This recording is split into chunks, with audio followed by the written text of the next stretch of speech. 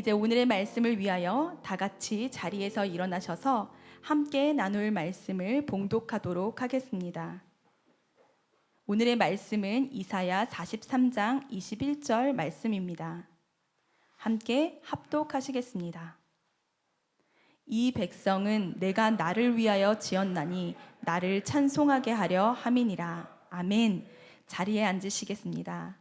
이제 목사님께서 나오셔서 예배의 주인공이라는 제목으로 말씀 전하여 주시겠습니다.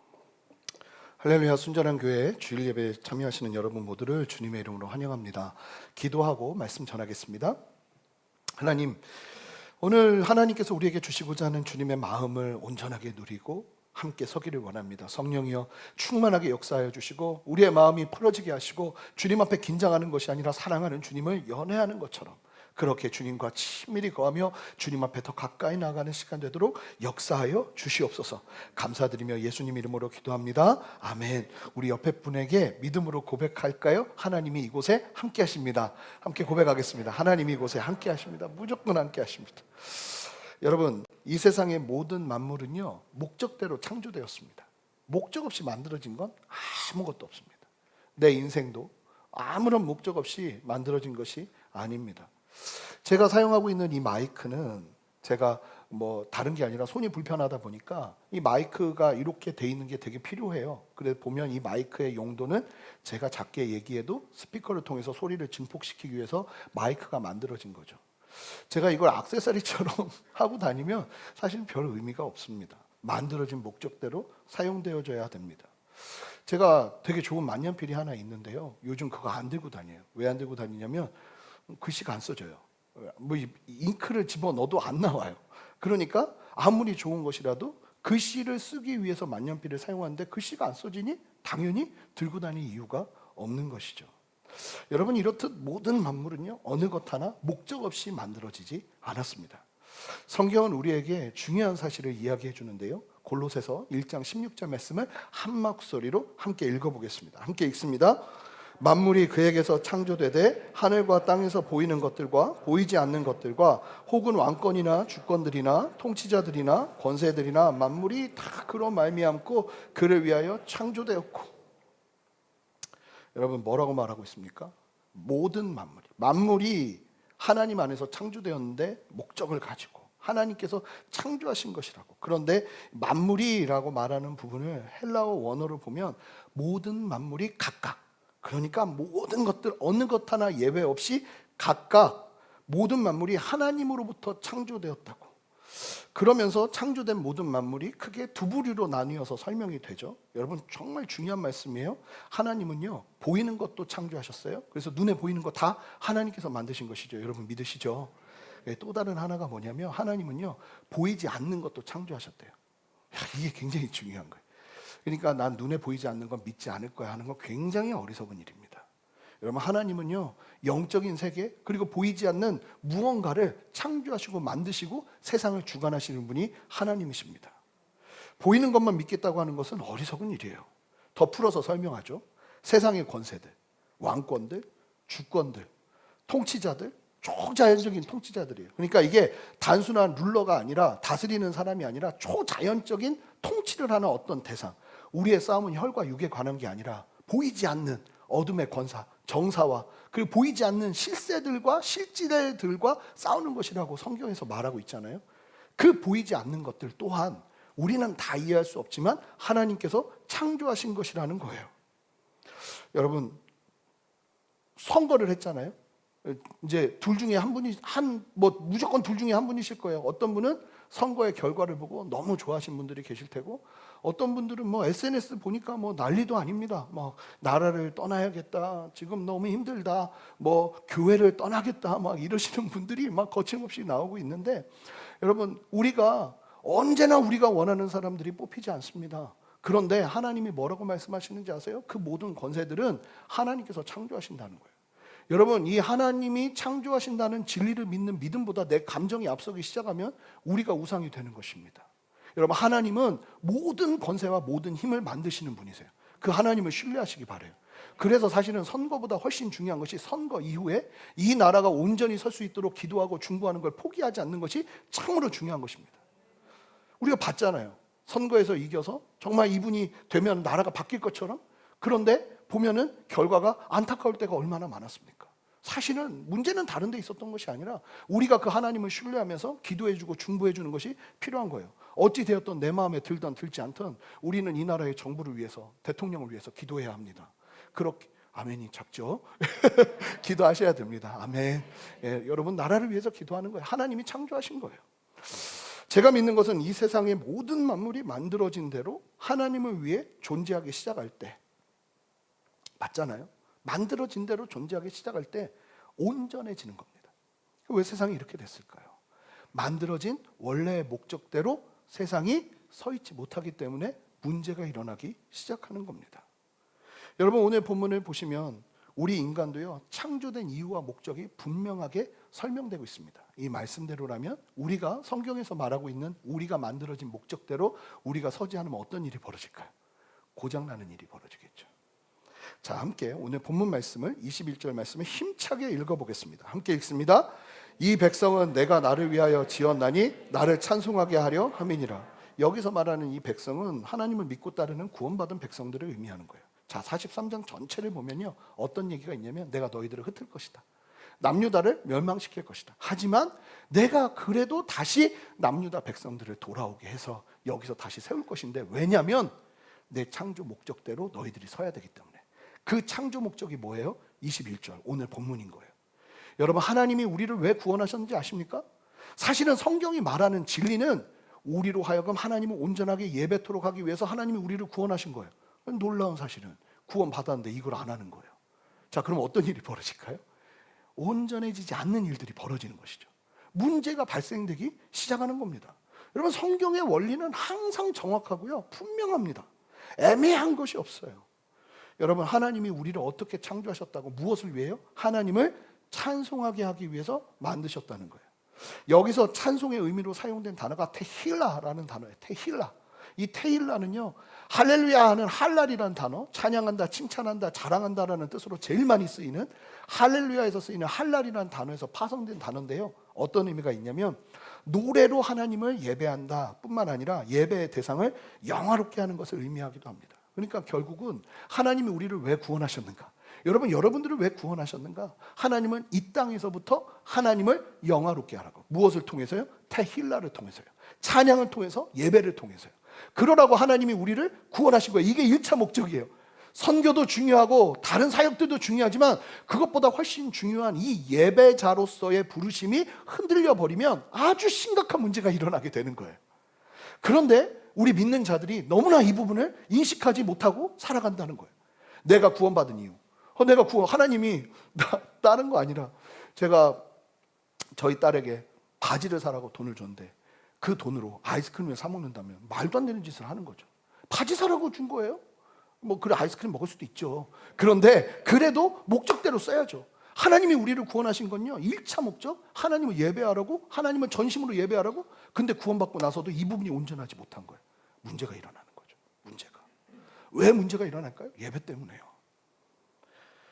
여러분 오늘 말씀을 보면 세 가지를 좀 살펴보고 싶은데요, 오늘 말씀을 통해서, 오늘 본문 한 절을 통해서 크게 세 가지를 우리가 함께 살펴보면서 은혜를 나누기를 원하는데, 첫 번째, 여러분 우리의 예배의 대상은 오직 하나님 한 분이라는 겁니다. 할렐루야.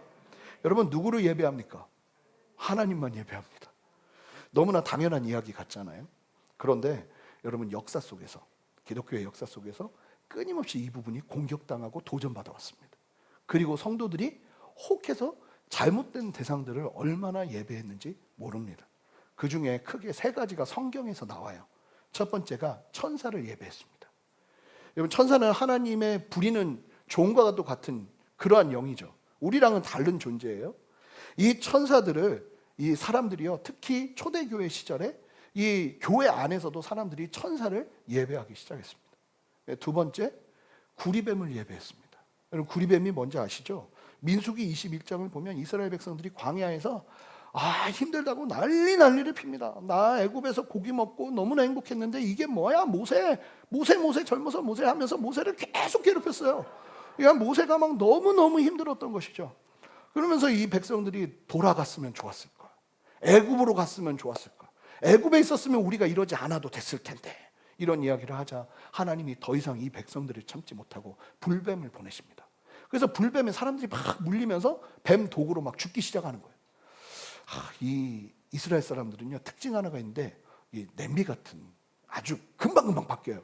죽어라 죽어라 했는데 이제 진짜 뱀에게 물리니까 다시 이 모세에게 찾아가서 잘못했다 하나님께 빌어서 우리의 이 아픔을 해결해 줘라 하면서 난리를 피웁니다. 이스라엘 백성들 참 신기한 게 잘못하면 어디로 가야 될지는 가장 잘 알아요. 잘 될 때는 몰라요. 아무렇게나 살아요. 그런데 잘못하면 예수 믿는 사람들도 마찬가지입니다. 참 신기한 거 아닙니까? 어렸을 때 교회 다녔는데 고난 오면 교회 갑니다. 참 신기해요. 그런 일들이 이스라엘 백성들 안에 있는 거예요. 그러자 하나님께서 모세에게 말씀하세요. 다른 방법으로 아주. 왜냐하면 이 방법을 통해서 하나님은 앞으로 인류를 어떻게 구원할지를 계시하셨던 거예요. 구리뱀을 만들려고 그래요. 구리로 노수로 뱀을 만들어서 장대 위에 크게 높이 돌아. 그리고 뱀에 물린 사람들마다 그 장대를 보기만 하면 살아날 것이니 그렇게 전해라. 그랬더니 백성들이 둘 중에 하나가 나온 거예요. 하나는 장대를 보고 뱀을 보고 진짜 나선 거예요.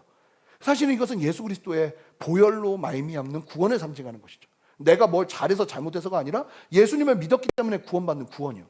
그런데 어떤 사람들은 보지 않아요. 말도 안 되는 소리 하고 있어. 그러다 그냥 죽고 맙니다. 그 일이 있었거든요. 이때가 BC 1400년경이에요.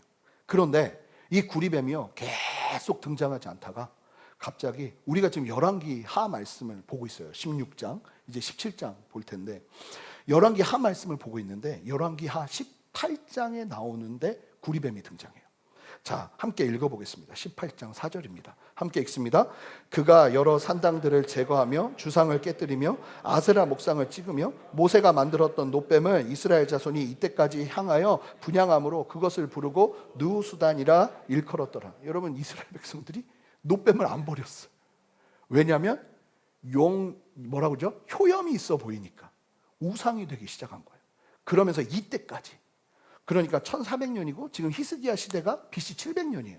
그러니까 700년 동안 이스라엘 백성들이 계속 이 놋뱀을 섬기고 있었던 거예요. 하나님이 왜 이 시대 가운데 성경에 원본이 없어요? 아시죠? 다 사본만 있습니다. 엄청나게 많은 사본만 있어요. 왜 원본이 없는지 아세요? 원본 있어봐요. 난리 납니다. 성물됩니다. 그리고 혹여나 누군가가 이 원문에 이 점 하나만 찍어도 다른 의미가 되거든요. 히브리어는 점 몇 개 찍어놓고 오용하기 시작하면 다른 어떤 권위보다 이 원문이 권위를 가지기 때문에 난리가 나는 거예요. 이 사람들은요, 시키지 않아도 뭔가 효염이 있다 싶으면 그것을 우상으로 섬기려 하는 기질들이, 종교적인 기질들이 죄성 가운데 아주 가득한 거예요. 그러니까 이스라엘 백성들이 버리질 않은 거예요. 구리뱀을. 히스기야 왕 때 그제서야 버립니다. 자, 에봇은 뭐냐면요, 보시는 것처럼 대제사장의 의복 중에 하나인데 앞에 있는 요 네모 조그만한 게 이렇게 들어있는 게 흉패예요. 이게 12개의 보석으로 되어 있습니다. 이스라엘의 12민족을 상징하는 거예요. 그래서 제사장은 가슴에 민족을 품고 나가는 사람이다. 참 은혜 되죠? 그렇게 하나님께서 말씀하시고 그 안에 저기 뭐 조끼처럼 되어 있는 거 있죠. 에포디라고 되어 있는데 저게 에봇이에요. 저게 조끼 같은 건데 이스라엘 백성들이 나중에 어떻게 하는지 아세요? 이 에봇 잡고 점을 칩니다. 점을 쳐요. 여러분, 우리가 하나님만 우리의 예배의 대상이라는 그 사실을 기억하고 온전하게 새기지 않으면 자연스럽게 우리도 모르게 다른 대상을 예배할 수 있는 위험이 너무나 크다는 거예요. 여러분, 사역이 예배의 대상이 될 수도 있어요. 막 사역. 그래서 사실은 좀 도전하고 싶은 건 난 이 사역만 죽으라고 할 거야 보다 여러 사역들을 옮겨 다니면서 하는 어떤 그 자세, 이게 굉장히 좋은 것 같아요. 이 사역은 무조건 내 거야. 나는 여기 끝까지 할 거야. 이런 마음으로 있다 보면 사역이 잘못하면 예배의 대상이 될 수 있어요. 그 옛날에 그런 분들 많았죠. 이 자리, 무조건 이 자리는 내 자리예요. 이 권사님들 중에 그런 분, 내 자리가 딱 있는데 갑자기 다른 성도가 앉으면 뒤에서 눈에서 총이 나옵니다. 막 방선이 스타워즈처럼 나오고 막 등 뚫려요. 예. 뭐 어디 그뿐입니까? 꽃꽂이 하는 분들 예전에 굉장히 민감한 거 많이 봤습니다. 저희 교회는 안 그래요. 오늘 이렇게 유채꽃, 할렐루야, 이제 봄이에요. 너무 감사한데, 근데 뭐 이게 막 조금이라도 내 마음에 안 들면 막 견디지를 못하는 거예요. 제가 예배 사역을 오래 하다 보니까 어떤 일이 있냐면 예배 전체를 바라보면서 하나님을 바라보도록 하는데 필요한 사역들이에요, 다. 그런데 자기도 모르게 어떠냐면 여기서 내게 드러나야 되는 거예요. 내게 부각돼야 되는 거예요. 저는 우상 같은 위험이 될 수 있다고 생각해요. 예배 전체를 위해서 우리가 다 죽어져야 되거든요. 그러면서 하모니를 이루면서 온전한 예배가 드려져야 되는데 하나님만 예배해야 된다는 걸 누가 모르겠어요. 그런데 가장 중요한 이 부분이 쉽게 흔들리고 우상이 되어버릴 수 있다는 깨어있기 위한 긴장감이 우리에게 모두 필요합니다. 그래서요, 예배 스타일도 이 예배가 될 수 있어요. 나는 찬양 예배에서만 은혜 받을 수 있어요. 이거는요, 낮은 수준의 신앙이에요. 예배자예요. 여러분, 우리가 하나님 앞에 훈련을 받는다면 리차드 포스터가 영적 훈련과 성장이라는 책에서 이렇게 말했죠. 훈련의 목표는 자유라고 그랬어요. 정말 우리가 정말 온전하게 예배자로 훈련이 되면요, 뭐라 그러죠? 전통 예배에서 예배를 드리나 주일학교 가서 예배를 드리나 우리는 그곳에서 하나님을 만날 수 있는 겸손한 예배자가 되어야 할 줄 믿습니다. 제가 지금도 기억하는데 20대 때 어디 선교단체 거긴 막 예배를 굉장히 뜨겁게 드리는 곳이었어요. 그래서 대전에서 기차를 타고 그날 집회가 있어서 그날 세미나를 듣기 위해서 갔는데 찬양 인도자가 50대 아주머님이셨어요. 근데 마이크만 이렇게 딱 들고 나오시더니 뭐라고 그러시냐면 저는 찬양 인도를 못해요. 기타도 못 치고 그래서 오늘은 좀 특별하게 예배하고 싶은데요. 제가 한 곡 부를게요. 그럼 같이 예배해요. 그리고 회중석에서 마음껏 부르고 싶은 곡 한 곡 하면 우리 또 그거 예배해요.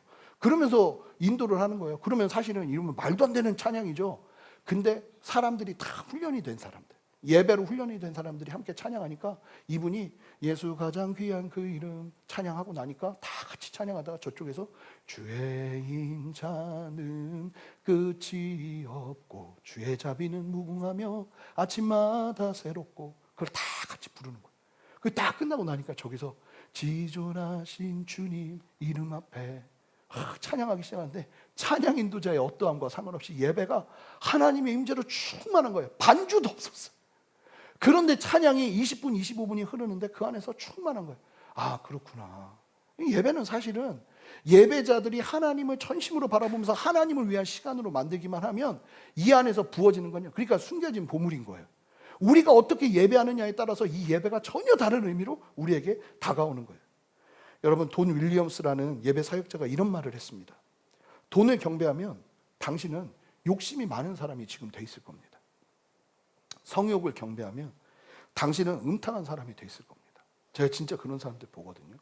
제가 아는 분이 진짜 너무 음탕하게 살았어요. 이분의 옆에서 눈빛을 보고 너무 놀란 게 여성을 바라볼 때 눈빛의 그 빛깔과 분위기가 확 바뀌어버리는 거예요. 너무 어두운 거예요. 안 좋고. 이제 깜짝 놀랐어요. 여러분, 음란한 걸 묵상하기 시작하면 음란한 사람이 되는 겁니다. 여러분, 뇌물을 좋아하면요, 여러분 권력을 경배하면 뇌물을 좋아하는 사람이 되는 겁니다. 그런데 예수님을 경배하면 여러분들은 예수님 닮은 사람이 될 것입니다.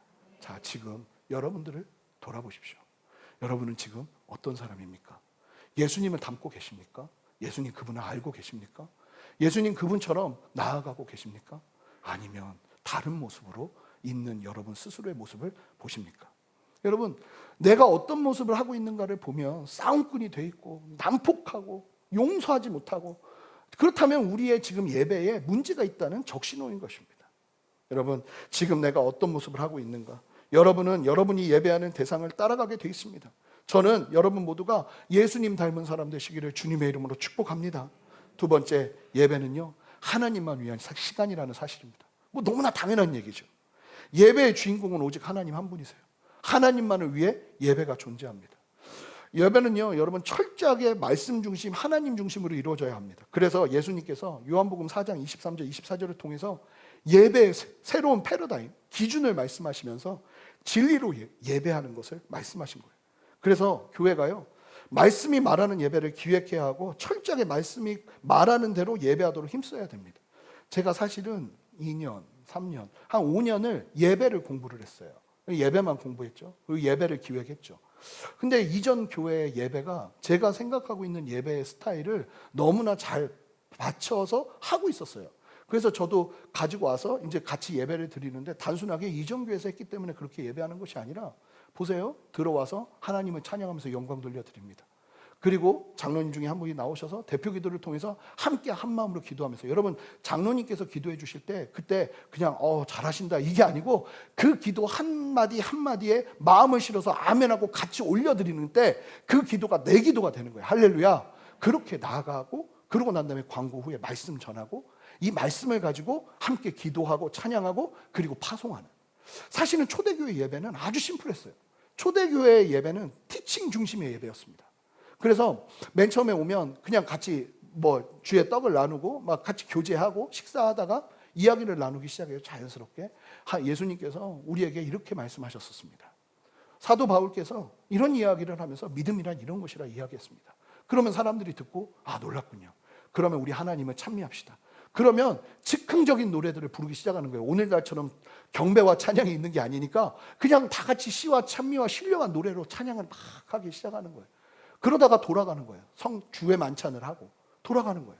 사실은 그런 예배가 되어 있었죠. 이 예배는 철저하게 하나님을 위한 시간이에요. 여러분, 예배의 주인공은 하나님 한 분이신 줄 믿습니다. 예배는 철저하게 하나님 중심, 말씀 중심으로 이루어져야 되는 거예요. 그래서 우리가 드리는 예배 안에 말씀이 말하고 있는 바를 따라서 예배할 수 있는 기획이 필요한 거죠. 여러분, 중요한 사실은 이 예배가 사람들의 기호도에 의해서 움직이면 안 된다는 거예요. 초기 기독교는 예배당이 없었어요. 가정에서 모여서 예배하거나 핍박이 심하면 동굴로 들어갔습니다. 그래서 카타콤에서 예배드렸던 초대교회 성도들 중에 많은 경우가 태어날 때부터 동굴에서 태어나서 시력이 없어요. 빛을 못 보고 자라니까. 죽을 때까지 제대로 앞을 보지 못하고 동굴에서 살다 죽는 사람들이 있었습니다. 약 313년에 기독교가 공인되니까 그때까지 약 300년 동안 기독교인들이 믿음을 지키며 사는 거예요. 여러분, 이들은 모여가지고 뭐 했냐면 주의 만찬했어요. 성찬식. 저희도 코로나만 괜찮아지면 매달 첫째 주는 무조건 성찬식을 할 텐데요. 주의 만찬을 할 텐데, 하나님을 찬미하고 떡과 포도주를 먹으면서 주의 만찬을 하면서 주님의 죽으심과 부활하심에 참여한 거예요. 그런데 그때 로마가 극심한 박해를 하는데 이때 2000년 전부터 이 거짓 뉴스, 가짜 뉴스를 로마가 퍼뜨리기 시작합니다. 어떤 뉴스를 퍼뜨리냐면 이 주의 만찬을 왜곡하기 시작하는 거예요. 이 그리스도인들이 얼마나 잔인한 사람들인지 아냐? 주의 살을 상징하는 떡과 주님의 피를 상징하는 포도주를 마시는 것인데 로마 당국은 그리스도인들이 인신제사를 드린다고. 그래서 어린아이를 죽여서 살을 먹고 피를 마시면서 아주 예배드리는 아주 야만족들이라고. 이러면서 막 사람들에게 소문을 내기 시작하면서 사람들이 기독교인들을 엄청나게 핍박하고 기독교인들이 사자에 물려 죽는데 모두가 박수를 치고 좋아하는 그런 안타까운 일이 벌어진 거예요. 그러면요, 그런 엄청나게 많은 오해 속에서 크리스찬들이 뭐 하면 돼요? 성찬식 안 하면 되잖아요. 그런데 교회가 주의 만찬을 포기를 하질 않아요. 교회들은 포기하지 않고 주님께서 가르쳐 주신 말씀을 따라 말씀 중심의 예배, 주의 만찬하며 철저하게 말씀대로 모여서 예수 그리스도를 찬미하고 말씀을 나누고 교제하며 하나님을 예배하는 것을 포기하지 않습니다. 그런데 놀라운 사실은 처음에는 흔들렸죠, 교회가. 그런데 100년이 지나고 200년이 지나면서 점점 믿는 자들이 급속도로 늘어나기 시작하는 거예요. 그러다가 서기 313년에 콘스탄티누스 황제가 개종하고, 이것을 여러 의미로 볼 수 있지만 무조건 개종했다고 보니까요. 개종하고 밀라노 칙령이 발표됩니다. 그러면서 로마 제국의 모든 종교를 허용하고 특별히 이때 기독교가 로마 제국의 국교로 자리매김하게 되죠. 기독교가 국교로 자리가 바뀌었잖아요. 그러니까 이제 로마의 많은 기득권자들은 이제 종교를 바꿔야 되는 겁니다. 왜냐하면 나라에서 말한 국교로 신앙을 바꿔야 되는 거예요. 그런데 그렇게 바꾸고 교회로 들어와요. 사람들이 막 들어옵니다. 그런데 사람들이 불평불만을 하기 시작합니다. 왜냐하면 로마 제국의 예배처는 만신전이라고 불렀습니다. 만신전. 만신전이 무슨 의미인지 아십니까? 신이 10,000개 있는 곳이에요. 그러니까 헬라 신화에 나오는 웬만한 신들은 다 섬기고 온갖 형상을 만들어서 그 앞에 제사 지내고 향을 피우고 엎드리고 심지어는 그들 안에서 실제적으로 인신 제사를 드리는 사람들까지도 있어 온 거예요. 그게 예배 문화였어요. 그들의 예배 문화. 그런데 처음에 기독교가 공인되고 나서 교회가 예배 공간을 마련해 줬는데 교회는 그런 게 필요 없거든요. 그냥 의자만 놓은 거예요. 사실은 처음에 기독교가 공인되고 나서 만들었던 예배당은 십자가도 없었어요. 그냥 아무것도 그냥 다, 왜냐하면 성전인 성도들이 함께 모여 예배하는 곳이기 때문에 그렇게 예배를 시작하는데 사람들이 계속 요청하는 거예요. 뭘 요청해요? 예배당이 예배당 같지 않다고. 그러니 십자가상도 만들고 마리아상도 만들고 예수님의 제자들 형상도 마태, 마가, 누가 막 이런 사람들 쭉 만들어서 그냥 좀 그 분위기 좀 같이 내자고 이러면서 막 요청을 하기 시작하는 거예요. 그러더니 갑자기 뭐라고 하냐면 예배 형식도 너무 우리랑 좀 안 맞는다고. 예배 형식 좀 바꿔달라고. 그러면서 말씀과 성례전 중심의 예배에서 궁전, 의전의 영향을 받아 의전 중심의, 그러니까 철저하게 순서에 따른 막 의전, 옷도 화려하게 입기 시작하고, 그러면서 예배의 이교 의식이, 이교도들의 예배 방식이 믹스되어 들어가기 시작합니다. 그리고 더 충격적인 건 예배 중간에 갑자기 성도들이 다 일어나서 황제에게 존경을 표하는 그런 예배를 드리기 시작하는 거예요. 물론 신도의 숫자는 급격히 늘었죠. 그것 때문에. 그런데 놀라운 사실은 뭔지 아세요? 기독교는 그때부터 무너지기 시작합니다. 그래서 수도원 운동이 일어난 거예요. 기존 이 그리스도 교도들의 그 행태를 보고 도저히 받아들일 수 없는 사람들이 하나님의 말씀대로 살아보겠다고 세상을 떠나서 산으로 들어가기 시작한 거예요. 그것도 안타까운 일이죠. 여러분, 그러면서 교회 안에 성산 논쟁이 일어나거든요. 사람들이 아무리 봐도 이상한 거예요. 성산 없애야 되지 않겠냐. 그런데 나중에 어떤 일이 벌어지는지 아십니까? 교회가 뭘 결정하냐면 성상을 유지하는 것으로 결정합니다. 왜 결정하는지 아세요? 성도들 떠날까 봐. 우리가 성상을 치워버리면 여기서 예배하는 사람들 중에 대부분이 떠날 거라고. 그걸 두려워하는 사람들이 성상에서 예배하는 건 합당하다고 교회 법을 정해버려요. 그리고 공표를 하는 거예요. 그러면서 교회는 정말 급속도로 타락하기 시작하는 것이죠. 여러분, 교회가 하나님께 예배를 맞추지 않고 말씀을 따라 예배를 드리지 않고 사람에게 맞추기 시작할 때 심각한 문제가 일어납니다. 여러분, 손 들고 예배하는 게 싫고 일어서서 예배하는 게 싫으면요, 다른 성경적인 근거를 가지고 오셔야 돼요. 여기서 보면 일어서서 예배하지 말라고 하지 않냐. 손뼉 치는 거, 나 손뼉 아프면 성경적인 근거를 가지고 오셔야 돼요. 나는 이거 싫어요. 이렇게 이야기하는 건 굉장히 위험한 모습이라는 거예요. 교회는요, 어떻게 하면 성경적으로 하나님을 예배할까 고민하고 근심하고, 그러면서 성경적인 예배를 드릴 수 있도록 최선을 다해서 성도들을 가르쳐야 돼요. 우리가 새벽 예배 때 보지만 남유다의 여러 왕들이 문제가 일어날 때마다 똑같이 나오는 얘기가 있죠. 산당을 안 없애서 그런다. 산당을. 산당이 뭡니까? 각 지역마다 높은 곳에 세워진 예배 처소가 없을 당시 이스라엘 백성들이 어쩔 수 없이 예배하던 임시 처소가 산당이었습니다. 예배당이 없으니까요. 성전이 없으니까요. 그러면 이제 솔로몬이 성전을 만들면 이스라엘 남유다 사람들은 예배 때마다 성전으로 와야 되는데 귀찮은 거예요. 그러면서 산당 예배가 자리 잡기 시작하는데, 귀찮아서 편의를 위해 예배 드리기 시작하면 반드시 우상이 들어와요. 그러면서 산당 예배에 엄청나게 심각한 일들이 일어나요. 없애질 못하는 거예요. 성전이 마련되었음에도 불구하고 상당 예배가 잔존하게 되는 거예요. 편의가 우선이 되는 그런 예배 속에서 변질되기 시작하는 겁니다. 여러분, 예배는 하나님을 위한 것입니다. 믿으십니까? 여러분, 예배의 주인공은 하나님이세요. 그런데 이 중요한 사실이 역사 속에서 끊임없이 흔들려 오는 거예요. 여러분, 저는 사실은 구도자 예배, 그게 뭐냐면 예수 믿지 않는 사람들, 불신자들을 위한 예배라는 거예요. 저는 구도자 예배를 인정하지 않아요. 왜냐하면 구도자는 예배할 수 없기 때문이에요. 예수님께 나아가는, 보좌 앞으로 나아가는 길이 보혈 외에는 없는데 예수 보혈을 의지 않는 사람들이 예배할 수 없어요. 그래서 구도자 예배를 잘 보시면 예배가 되게 좀 신선해요. 그래서 뭐 사랑으로도 부르고, 그리고 영원히, 그 다음에 내가 살아, 하여간 다른 노래는 제가 아는 게 별로 없네요. 하여간 그렇게 노래도 부르고 드라마도 하고 막 이러면서 굉장히 재밌는 거예요. 그런데요, 그런 예배는 예배가 될 수 없어요. 여러분, 철저하게 하나님이 기뻐하시는, 그래서 구도자 모임을 하시는 게 맞죠. 구도자 모임. 제가 미국에 구도자 예배를 크게 드리는 세 교회가 있어요. 하나가 윌로우크릭 교회, 하나가 새들백 교회, 하나가 펠로십 철치라고 있어요. 펠로십 철치라고. 근데 그 교회가 달라스에 있어요. 근데 그 교회 가면요, 와, 교회 기가 막혀요.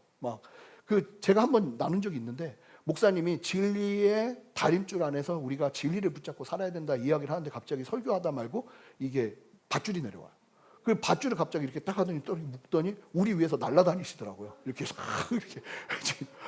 너무 충격받았어요. 얘기 들어봤더니 현충일에는 이 헐리우드에서 탱크를 가져왔대요. 그래서 목사님이 어디서 설교하러 나타나시냐면 탱크 안에서 해치 열고 나타나셔서 설교하시는 거예요. 그러니까 얼마나 재밌어요. 근데 문제가 뭐냐면 교회 안에 계속 나오는 이야기가, 이게 맨 처음에는 신선한데 시간이 지나면서 채워지질 않는다는 거예요. 이게 하나님을 위한 예배가 라기보다 사람들을 위한 시간들, 그래도 건강하게 성장하는 그런 교회도 필요하다고 생각하는데 한계가 있다는 것이죠. 여러분, 예배는요, 철저하게 하나님 중심으로 드려야 돼요. 그래서 성경이 말하고 있으면 우린 일어서는 거예요. 성경이 말하고 있으면 전심으로 소리를 지르고, 성경이 말하고 있으면 힘차게 찬양하면서 주님 앞에 나아가고, 성경이 말하고 있으면 말씀 앞에 엎드리는 거예요. 처음에 이스라엘 백성들에게 예배를 제시하신 모세의 성막을 보세요. 하나님은 일체의 타협이 없으세요. 정확하게 말씀하십니다. 여러분, 우리 예배가 그래야 해요. 예배의 수준이 믿지 않는 사람들을 위해서 하향 평준화가 되면요, 교회는 심각해집니다. 그런데 안타깝게도 많은 교회들이 그렇게 타협하는 모습들이 보여진다는 거예요. 정죄하고 싶은 마음은 없어요. 각자가 가지고 있는 기준이 있겠죠. 그런데 우리의 예배는 그럴 수 없다는 거예요. 예배는요, 정말 하나님을 향해서 전심으로 드리기 시작할 때 세상 사람들이 너무 당황스러워서 예배 안 드릴 것 같죠. 오히려 거기에 생명이 있으면 사람들은 거기에서 주님을 만납니다. 어설프게 세상 사람들도 막 들어줄 것 같이 그렇게 꾸며가지고 예배 드리면요, 그분들이 예배 드리다가 주님 만날 것 같죠. 안 그러더라는 거예요. 오히려 예배는 더 근본적이고, 그리고 원론적이고, 성경이 말하는 예배를 따라 전심으로 예배하기 시작할 때 사람들이 변화되는 일들이 일어나더라는 거예요. 여러분, 우리가 코로나로 모이지 못하는 상황에서 어쩔 수 없이 온라인 예배를 드리지만, 여러분, 이게 괜찮아지면요, 할 수 있으면 예배의 주인공 대신, 예배의 유일한 관객 대신 하나님을 위한 우리의 섬김은 최선이어야 하고요, 절정이어야 합니다. 제가 태어나서 처음으로 연극 공연을 한번 본 적이 있어요. 문화생활을 드디어 했습니다. 제가 연극 공연을, 저는 이제 뮤지컬을 막 진짜 밝은 걸 봐도 코 골고 자요. 그래서 아내가 되게 싫어하거든요. 근데 연극은 너무 두려운 거예요. 이게 뻔하거든요. 그런데 한 7, 8명이 나와서 연기를 하는데요, 잠이 잠깐은 왔어요. 잠깐 왔는데 잠이 거의 안 오더라고요. 막 빨려 들어가는 거예요. 이 관객들을 위해서 연기를 하는데 대사를 그 많은 양을 다 외워가지고 땀을 뻘뻘 흘리면서 마지막에 인사하는데 온몸이 다 젖어 있어. 그거를 매일마다 한다는 거예요, 관객들을 위해서. 여러분, 만약에 관객이신 하나님이 우리의 예배에 딱 여기 계시는데 일단 늦게 와. 하나님보다 늦게 오고, 그리고 여러분 비난하려고 그러는 거 아니에요? 생각해보자는 거예요. 그리고 여기서 하나님을 예배하는데 하나님 앞에서 은혜 좀 주시면 나 좀 할게요. 뭐 이런 분위기로 박수도 뭐 막 그냥 이렇게 뭐 기도, 왜 이렇게 오늘 오랫동안 찬양, 왜 이렇게 빠른 찬양, 왜 이렇게 길어? 앉아야지. 뭐 이런 생각을 드리고 예배를 드린다 생각해 보세요. 여러분, 누군가가 나를 만나는데 나 만나기 싫어하는 게 보이면요, 그 만남은 끔찍합니다. 우리가 하나님을 위한 시간이라는 것을 깨닫고 주님 앞에 전심으로 예배할 때, 여러분, 하나님 영광 받으세요. 저는 코로나가 많이 완화되면 할 수만 있으면 현장 예배를 끊임없이 강조하고 광고할 거예요. 여러분, 수고하셔야 돼요. 예배는 수고해야 돼요. 왜 하나님이 성전에서 모이라고 강조하실 거예요? 산당 치우고. 여러분, 예배는요, 수고예요. 서비스예요. 하나님을 섬기는 시간이에요. 그럴 때 하나님이 영광 받으세요. 저는요, 항상 그러더라고요. 진짜 피곤할 때 하나님이 어떤 자리를 저에게 가게 하시냐면 예배의 자리를 가게 하세요. 진짜 너무너무 힘들 때, 지칠 때 예배의 자리로 가요. 그러면 저 예배 어떻게 드리는지 아세요? 이러고 드리지 않아요. 진짜 내일이 없는 것처럼 전심으로 하나님을 찬양합니다. 그런데 그럴 때면 꼭 하나님이 엄청나게 저를 채우시기 시작하는 거예요. 여러분, 예배는 하나님을 위할 때, 그래서 마지막 세 번째, 여러분, 예배가 얼마나 중요한 거냐면 예배는요, 우리를 위한 겁니다. 우리를 위한 거. 이 무슨 얘기인가? 하나님을 위한 거라고 지금까지 얘기해놓고, 하나님께서 이스라엘 백성들에게 성막을 주실 때 내가 왜 성막을 주는지 아니? 하면서 말씀하신 내용이 3개가 있어요. 크게. 첫 번째, 이스라엘 백성들과 함께 거하시기 위해서, 내가 너희들과 함께 하면서 너희들이 이끌어야 되니까 성막이 필요해. 출애굽기 29장 45절 46절에 나와 있어요. 두 번째, 이스라엘 백성들에게 말씀하시기 위해서, 너희들을 내가 인도해 줘야 되니까 나와 만나려면 이 성막이 필요해. 그래서 출애굽기 25장 22절, 33장 7절에서 11절에서 말씀하세요. 그리고 세 번째, 백성의 죄를 용서해 주시기 위해서, 내가 너희들의 죄를 용서해야 내가 너희들과 함께 할 수 있잖아. 성막이 필요해. 그렇게 하신 거예요. 자, 보세요. 성막이 누구를 위한 겁니까? 하나님을 위한 겁니까? 잘 보세요. 우리를 위한 거예요. 여러분, 유익으로 따지면 하나님보다 이스라엘 백성들에게 너무나 많이 필요한 게 성막이에요. 여러분, 제가 처음에 설교를 시작하면서 말씀드렸죠. 창조물은 창조된 목적에 맞게 설 때 온전해진다고요. 여러분, 왜 예배가 우리를 위한 거냐면 성경은 그렇게 얘기하지 않아요. 하지만 아는 거예요.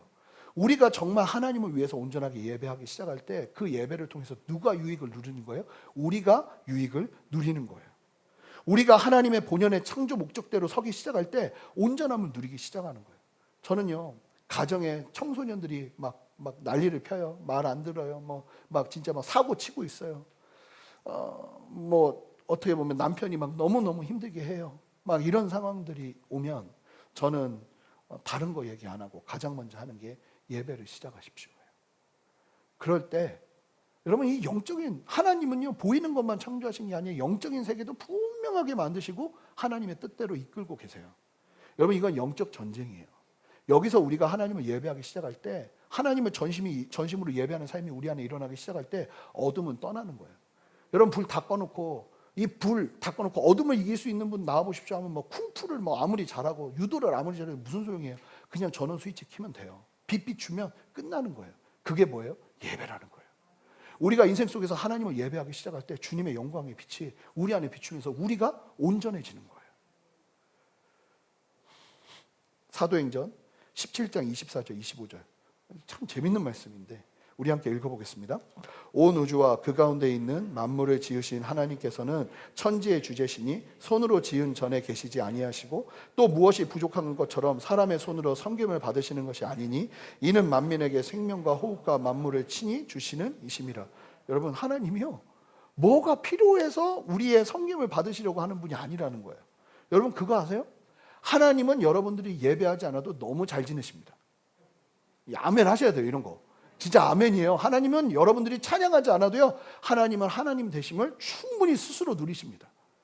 여러분들이요, 헌신하지 않아도 하나님은 너무나 기뻐하시고 돌들을 사용해서라도 하나님은 일하실 것입니다. 그런데요, 여러분, 우리는 다릅니다. 우리는 예배하지 않잖아요. 예배가 없잖아요. 무너집니다. 여러분, 지금 우리 교회에서 함께하고 있는 케냐의 이동선 선교사님께서 예전에 제가 훈련받을 때 설교를 하시는데 강의 때 이런 얘기를 하시는 거예요.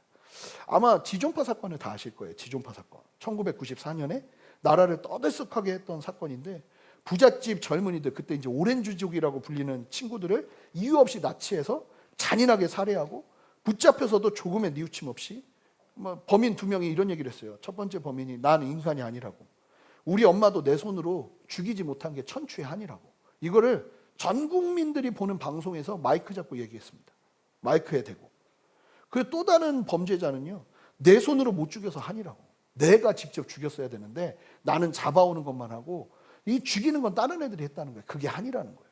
여러분, 얼마나 끔찍한 일이에요. 근데 그때 선교사님이 신문을 보다가 손이 부들부들 떨리더래요. 이 죽일 놈들. 어떻게 이런 놈들이 있을 수 있지? 막 분해가지고 막 떨고 있는데 갑자기 마치 하나님께서 감동을 주시는 것처럼 마음속에 이 음성처럼 말씀하시는데 뭐라고 했냐면, 너도 그들처럼 잘하고 너도 예배하지 않고 살았으면 너도 저 사람들과 똑같을 수 있다고. 너무 충격을 받았대요. 그러면서 우리에게 이런 말씀 하시는 거예요. 여러분들도 예배의 자리를 떠난다면, 하나님과 상관없는 삶을 살아간다면 얼마든지 무너질 수 있다고. 지난번 임직식 때 오셨던 강신영 목사님께서 이런 말씀을 하셨는데 저는 그게 참 기억에 남아요. 맞아요. 목사인 나도 몇 주만 하나님께 예배하지 않고 기도하지 않으면 무너지는 건 순식간이라고 얘기하시는 거예요. 근데 실제로 저는 여러분들과 똑같죠. 여러분들이 느끼는 유혹 똑같이 느끼고 여러분들이 짓는 죄 거의 비슷하게 지었을 가능성이 큽니다. 그런 제가 하나님 앞에 온전히 설 수 있는 건 다른 거 없습니다. 저는 어찌됐든 목사다 보니까 아침마다 예배의 자리에 서잖아요. 그것이 나를 이끄는 거예요.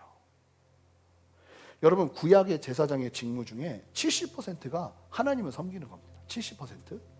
그리고 30%가 백성을 섬기는 건데, 이 백성을 섬기는 30%를 잘하려면 뭘 잘해야 되냐면 70% 하나님을 섬기는 걸 정말 잘해야 돼요. 그러면 거기에서 기름 부으심이 흘러가요. 이 다윗을 보시면, 자, 사무엘하 6장 18절 말씀을 띄워주시면, 여러분, 다윗은요, 백성들을 축복할 때, 또 여기 말씀 말고도 다른 곳에서 가족들을 축복할 때 반드시 먼저 나오는 게 이런 얘기예요. 다윗이 번제와 화목제를 드리기를 마치고 하나님께 예배하는 것을 마치고. 여러분, 하나님을 전심으로 예배할 때 우리 안에 축복권이 임하는 거예요. 여러분, 하나님을 전심으로 바라보기 시작할 때 하나님께서 우리로 하여금 온전하게 이 땅을 살아내게 하는 당신의 역사를 우리에게 허락하시는 거예요. 여러분, 예배는 누구를 위한 시간인가요? 하나님을 위한 시간이에요. 이거 온전하게 우리 안에 회복될 때 이 예배가요, 우리를 위한 축제가 되는 거예요. 감사가 되는 거예요. 먼저 그 나라와 의를 구해야 이 모든 게 더해지는데, 우리가 믿음이 없어서 먼저 그 나라와 의보다는 이 모든 것을 달라고 떼쓰기 시작하면 이 하나님의 나라가 일하는 원리와 다른 방식으로 일해지는 거예요. 여러분, 그렇다고 예배만 잘 드리면 모든 것이 잘 될 것이라는 막연한 기대는 위험합니다. 제가 어떤 저희 교회 아니고 어떤 장로님을 뵀는데, 그 장로님이 교회를 떠나신 얘기를 하는데 뭐라고 그러냐면, 엄청 열심히 선교부를 위해서 일했대요. 막 회사 다 뒤로 하고 전도여행 할 때 막 무조건 가고, 전도여행. 회사가 막 중요한 일이 아무리 있어도 막 열심히 그렇게 선교도 가고 사역도 하고 헌신도 하고. 그런데 어떤 일이 벌어졌을까요? 진짜 망하셨어요. 그러면서 뭐라고 말하냐면, 예배 드리면 하나님이 이거 해결해 주실 줄 알았다는 거예요. 자, 그런데 다음 주에 이 부분을 나눌 겁니다. 예배와 삶의 관계. 예배가 왜 중요한지. 그래야 이 예배가 없으면 삶이 온전할 수 없고, 이 삶이 온전하지 않으면 예배는 계속 한계 가운데 부딪힐 수밖에 없어요. 이 부분을 좀 나눌 거예요. 그래서 중요한 사실은 뭐냐면, 먼저는 아니 평생 사시면서 예배의 기쁨은 맛보셔야 되지 않겠습니까? 예배가 정말 여러분들의 기쁨 되십니까? 성경 이러면 제가 지금까지 이게 뭐 목 터져라 얘기한 게 여러분, 예배가 여러분들의 기쁨 되십니까? 여러분 보세요. 살면서 평생 예배가 즐겁다는 걸 느껴보지 못하고 주님 만난다면 얼마나 불행한 인생입니까? 여러분, 예배는 그런 시간 아니에요. 제가 정말 주님 만나면 제 인생이 바뀔 수 있습니까? 이러면서 예수님 믿었거든요. 그런데 주님을 만나 예배 속에서 하나님의 만지심을 경험하기 시작하니까 제 인생이 달라지더라고요. 바라고 소망하는 건 여러분들 안에도 그 일이 있어야 되지 않겠습니까? 아니 평생을 사는데 예배 드리는 기쁨과 감격을 몰라, 준비되지 않았어. 그럼 천국 가서 얼마나 나머지 공부 많이 하셔야겠어요? 아닌 거예요. 주님 앞에 전심으로 예배하는 삶을 여기서 누리기 시작하면 여러분 삶이 바뀌어요. 정말 예배 속에서 하나님의 만지심, 하나님의 역사하심, 하나님의 응답, 하나님의 음성처럼 들리는 주님의 그 강력한 기름 부으심과 말씀하시는 것들을 만나고 듣잖아요. 그럼 사람이 바뀌어요. 한둘이 아니에요. 그리고 그렇게 살아온 사람들이 너무나 많아요. 저는 저와 여러분들 안에 이러한 은혜가 있었으면 좋겠습니다. 예배를 통해서 하나님을 전심으로 바라보기 시작할 때 하나님이 예배 속에서 우리를 만지시는, 어떤 찬양을 해도, 어떤 기도를 해도, 어떤 말씀을 들어도 그 속에서 나는 그냥 무조건 은혜 받기로 작정하는 거예요. 자, 우리 옆에 분에게 고백할까요? 나는 은혜 받기로 작정할 겁니다. 은혜 받기로 작정할 겁니다. 기도하고 마치겠습니다. 하나님, 주님 앞에 정말 주님의 그 살아계심을 경험하면서 은혜 받기로 작정하고 주님 앞에 나아가는 예배 속에서 주님이 어떻게 일하시는지 우리가 보기 원하고 알기 원합니다. 성령님 충만하게 역사하여 주시고 우리의 길이 되어 주시옵소서. 감사드리며 예수 그리스도 이름으로 기도합니다. 아멘. 우리 다 같이 일어서시겠습니다.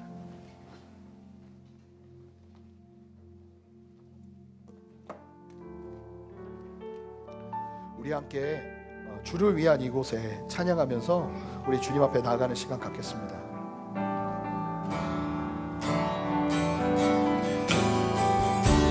주를 위한 이곳에, 주님을 위한 이곳에 예배하는 자를 주께 그가 장르이어서 주님께서 슬퍼하시는, 우리 목소리로 병음해 갑시다.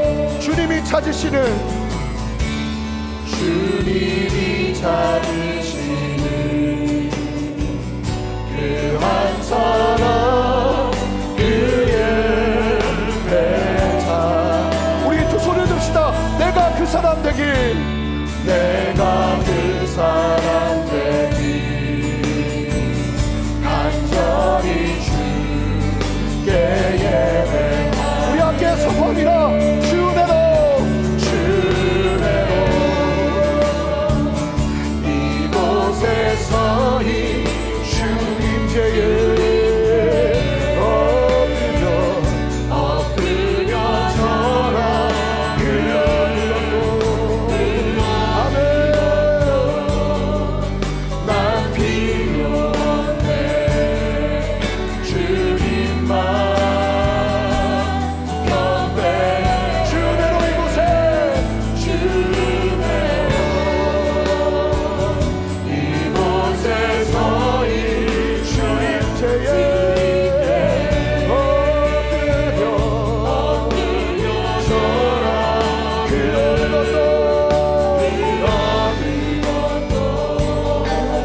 난 필요 없네 주님만.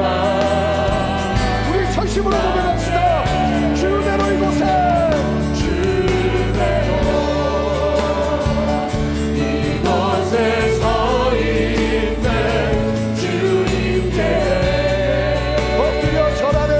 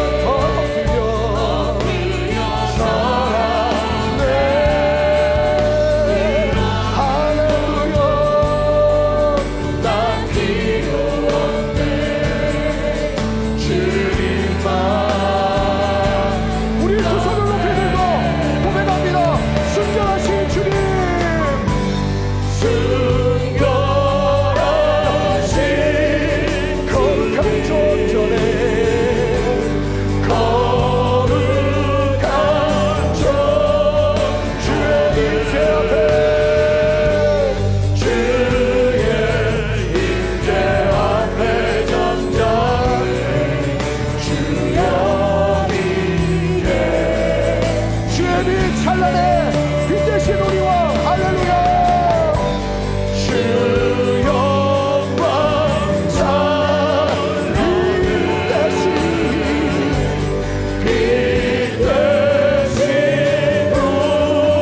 주 주의 영광 앞에 주의 영광 앞에 전자해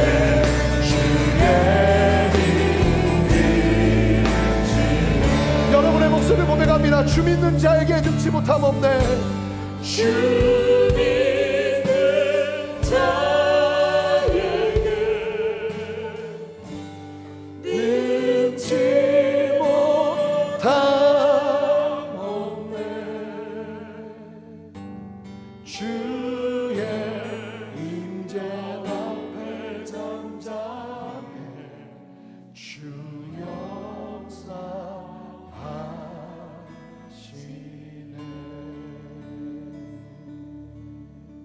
주의 인자 늘 끝이 없고 주의 자비는 무궁하여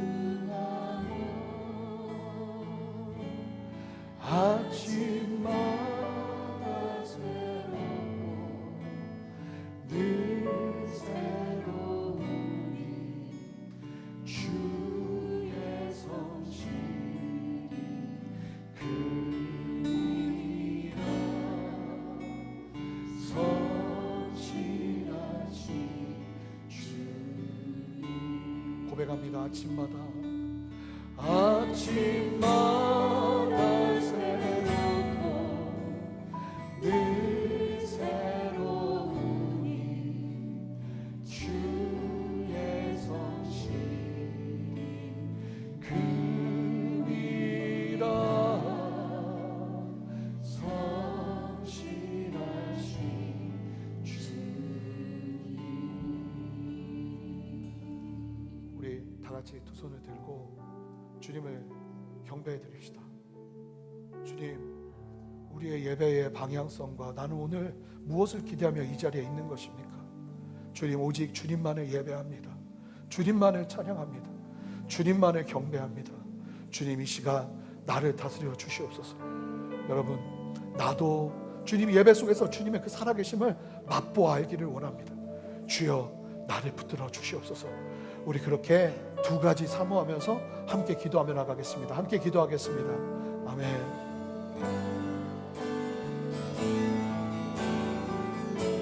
주여 역사하시옵소서. 기도하시기 바랍니다. 더 전심으로 기도하며 나가십시오. 하나님 앞에 마음을 들이며 기도하세요. 할렐루야.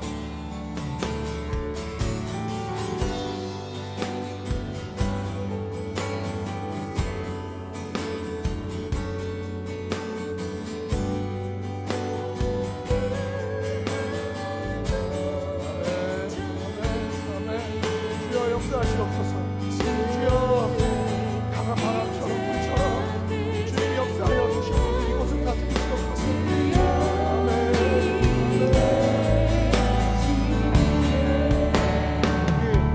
특별히 온전함이 필요한 분들이 여기 계세요. 온전함이 필요한 분들. 내가 왜 이렇게 지금 이러한 모습으로 있는가?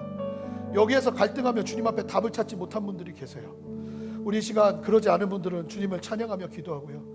그런 분들마다 다 같이 믿음의 두 손을 들고 하나님, 내가 주님을 예배함으로 하나님을 경외함으로 주님 앞에 서서 참된 온전함과 회복을 경험하기를 원하오니 주여 이 첫 단추를 다시 시작할 수 있도록 주여 역사하여 주시옵소서. 그렇게 우리 주님의 이름 한번 크게 부르며 기도합니다. 주여, 주님 우리 안에 역사하시고 말씀하시는 주님을 찬양합니다. 주님 인도하시고 함께 하시는 주님을 찬양합니다. 주님 역사하시옵소서. 주여 다스리시옵소서. 주님 하나님의 그 온전케 하시고 주님의 그 만드심을 온전하게 누리며 살아갈 수 있도록 주여 역사하시옵소서. 할렐루야. 아멘.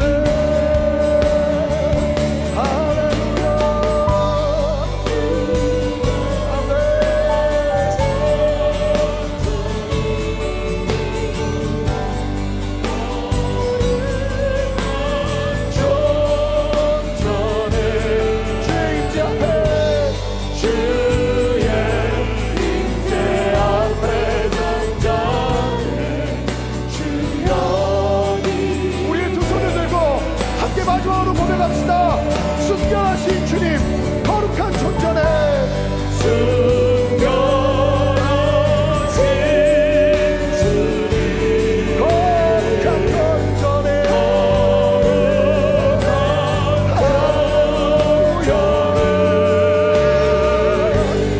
주의 임재 앞에 잠잠해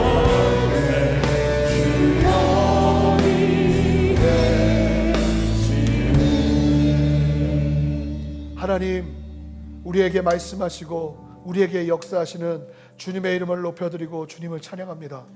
하나님, 오늘 말씀이 이야기하는 바처럼 하나님 우리의 창조된 이유와 창조된 목적을 바로 깨달아 하나님이 원하시는 모습, 하나님이 기대하시는 모습, 구원받은 백성들에게 1차적으로 기대하시는 아버지의 그 거룩한 기대가 우리 안에서 채워지고 회복되어지고 아버지 성취되어지기를 원합니다. 주여 그렇게 우리 모두를 예배자로 세워 주시옵소서. 우리의 가정이 예배하는 가정이 되게 하시고 우리의 직장이 예배하는 직장이 되게 하시고 하나님을 전심으로 예배하는 가운데 주님께서 행하시는 펼치시는 주님의 능력과 역사를 보게 하여 주시옵소서. 하나님은 보이는 것만 창조하신 것이 아니라 보이지 않는 권세와 힘까지도 창조하셨다고 말씀하셨습니다. 하나님 앞에 엎드리며 나갈 때 보이지 않는 도움이 필요한 성도들에게 친히 찾아가셔서 역사하시는 아버지 하나님의 생명의 역사를 보게 하여 주시옵소서. 세상의 방식으로 풀어내지 아니하게 하시고 철저하게 믿음 안에 서서 하나님 앞에 엎드리며 예배로 승부를 걸 수 있는 참된 거룩한 열망들이 일어날 수 있도록 역사하여 주시옵소서. 하나님, 그렇게 세일을 행하시는 주님을 찬양합니다. 역사하시는 주님을 찬양합니다. 이끄시는 주님을 찬양합니다. 주여 붙들어 주시옵소서. 주님 앞에 감사함으로 아버지 하나님 말씀을 따라 헌금을 드리고 재정을 드리고 시간을 드리고 삶을 드리며 예배하는 우리 성도님들의 예배를 주님 기뻐 받아주시고 이 예배가 하나도 땅에 떨어지지 아니하고 하나님께서 응답하시는 당신의 그 놀라운 역사를 한 분 한 분이 경험하며 주님께서 내시는 새로운 걸음을 걸어낼 수 있도록 주여 함께하여 주시옵소서. 질병 가운데 고통받는 자들에게 주님 치유의 역사를 허락하여 주시고 하나님의 말씀과 하나님의 진리 안에서 완전히 새로워지는 역사를 주님 허락하여 주시기를 원하오니 이전보다 더 온전한 모습으로 회복되게 하여 주시옵소서. 나사렛 예수 그리스도 이름으로 명하는 것은 하나님 안에 회복되어야 될 모든 영적인 영역뿐만 아니라 육신의 연약함 또한 예수 이름으로 명하노니 온전하게 회복되어질지어다. 주님이 역사하시고 함께하여 주시옵소서. 감사하며 예수 그리스도 이름으로 기도합니다. 아멘. 이제는 우리 주 예수 그리스도의 크신 은혜와 아버지 하나님의 무한하신 사랑과 성령의 내주하심과 교통하심과 신실한 역사하심이 오늘 말씀을 기억하며 주님의 진리 안에서 주님만을 바라보며 믿음으로 참된 예배자로 이 예배의 주인공 되신 주님을 위해 이 땅을 살아가기로 결단하는 함께 예배하는 모든 성도님들의 가정 위에, 직장 위에, 삶의 모든 터전 위에, 순전한 교회와 이 땅의 모든 교회들과 이 나라와 온 열방 위에 이제로부터 영원토록 함께 하시기를 간절히 축원하옵나이다. 아멘.